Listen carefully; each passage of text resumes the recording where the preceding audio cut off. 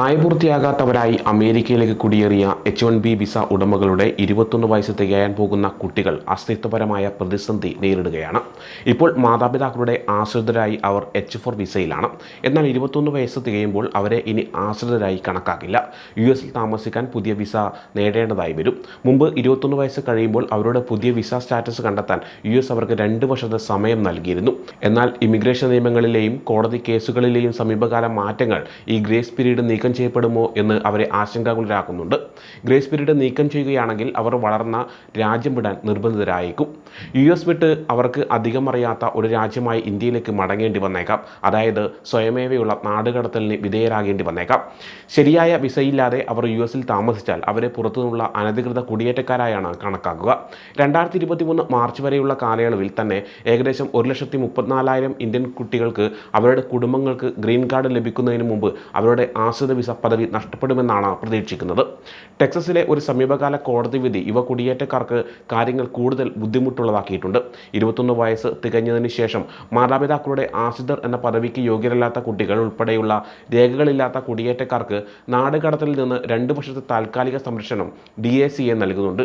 എന്നാൽ ഇത് തടഞ്ഞുകൊണ്ടുള്ള ടെക്സാസിലെ കോടതി വിധിയാണ് ആശങ്കയുണ്ടാക്കുന്നത്. ഗ്രീൻ കാർഡിന് അപേക്ഷിച്ചിട്ട് മാതാപിതാക്കൾ കാലങ്ങളായി കാത്തിരിക്കേണ്ട അവസ്ഥ വരുന്നത് കൊണ്ടാണ് ഇത്തരത്തിലുള്ള ഒരു പ്രതിസന്ധി നേരിടേണ്ടി വരുന്നത്. ആശ്രിത വിസയിൽ US-ലെത്തിയ ഒരു നഴ്സിംഗ് വിദ്യാർത്ഥിനി അവരുടെ ആശങ്ക വ്യക്തമാക്കുന്നുണ്ട്. ഓഗസ്റ്റിലാണ് അവരുടെ ആശ്രിത വിസ കാലഹരണപ്പെടുന്നത്. അതുകൊണ്ട് തന്നെ അവരുടെ ഭാവിയെക്കുറിച്ച് ആശങ്കാകുലരാണ്. 6 വയസ്സ് മുതൽ ആ പെൺകുട്ടി US-ലാണ് താമസിക്കുന്നത്. അവൾക്ക് അറിയാവുന്ന വീടും കാലിഫോർണിയയിലുള്ളതാണ്. വിദ്യാഭ്യാസം തുടരാൻ ആ പെൺകുട്ടിക്ക് വേണമെങ്കിൽ F1 വിസയിലേക്ക് മാറാം.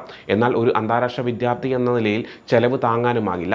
അതായത് F1 വിസയിലേക്ക് മാറുമ്പോൾ ഇൻസ്റ്റേറ്റ് ട്യൂഷൻ ലഭിക്കില്ല. ഫെഡറൽ സാമ്പത്തിക സഹായത്തിനോ സ്കോളർഷിപ്പിനോ അർഹതയും ഉണ്ടാകില്ല. അതായത് വളരെ ഉയർന്ന ട്യൂഷൻ ഫീസ് നൽകേണ്ടതായി വരും. ഇതൊരു സാധാരണ കുടുംബത്തിന് താങ്ങാൻ കഴിയുന്നതിനും അധികമാണ്. US-ൽ പൗരത്വമുള്ള ഒരു വിദ്യാർത്ഥിക്ക് ട്യൂഷൻ ഇനത്തിൽ ഏകദേശം $10,000 ചെലവാക്കേണ്ടി വരുന്നത്. എന്നാൽ F1 സ്റ്റുഡൻറ്റ് വിസയിൽ പഠിക്കുന്ന ഒരു കുട്ടിക്ക് $45,000 ചെലവാക്കേണ്ടതായി വരും. അതായത് 39.2 ലക്ഷം രൂപ. ഇത് വലിയ സാമ്പത്തിക ബാധ്യതയാണ് സൃഷ്ടിക്കപ്പെടുന്നത്. ഇത്തരം യുവാക്കളിൽ ചിലർ കാനഡ, UK എന്നീ രാജ്യങ്ങളിലേക്ക് മാറുന്നതിനെക്കുറിച്ച് ആലോചിക്കുന്നുണ്ടെന്നാണ് റിപ്പോർട്ടുകൾ. കാനഡ, UK പോലുള്ള രാജ്യങ്ങൾ US-നെ അപേക്ഷിച്ച് കൂടുതൽ സൗഹൃദപരമായ കുടിയേറ്റ നയങ്ങൾ പാലിക്കുന്നുണ്ടെന്നാണ് റിപ്പോർട്ട്.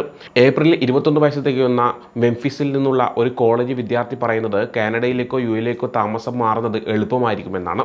പഠനത്തിനായി US-ൽ താമസിച്ചാലും ജോലി ലഭിക്കുമോ അല്ലെങ്കിൽ സ്ഥിരതയുള്ള ഒരു ഭാവി കെട്ടിപ്പടുക്കാൻ കഴിയുമോ എന്ന് ഉറപ്പില്ലെന്നാണ് ആ വിദ്യാർത്ഥി പങ്കുവയ്ക്കുന്നത്. US-ൽ തൊഴിലടിസ്ഥാനമാക്കിയുള്ള ഗ്രീൻ കാർഡുകൾ ലഭിക്കുന്നതിലുണ്ടാകുന്ന വലിയ കാലതാമസം വലിയ ആശങ്കയാണ് ഇന്ത്യൻ കുടിയേറ്റക്കാർക്കിടയിൽ ഉണ്ടാക്കുന്നത്.